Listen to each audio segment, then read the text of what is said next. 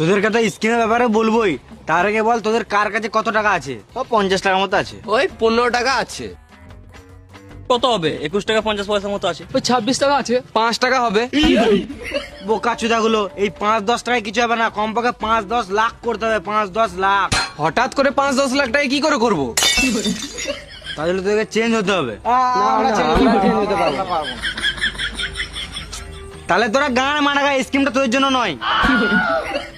বলো বলো। একদে একসময় একটা রাজা ছিল, রানী কটা ছিল? রানী ছিল না, বালের গল্প। তোদের দ্বারা হবে না, তোরা চোর চুরি থাকবি, তোরা গান মানাগা, আমি ঘর চললাম। না না, বলো বলো বলো। রাজা নিজেকে আলাদা দেখানোর জন্য প্রজাদের থেকে আলাদা আলাদা ড্রেস পরতো। রাজার একটা মাল তো ছিল, থাকলে তো আমি বলতাম। এত সুন্দর গল্পের মাঝে কি গান মাঝে কথা বলছিস?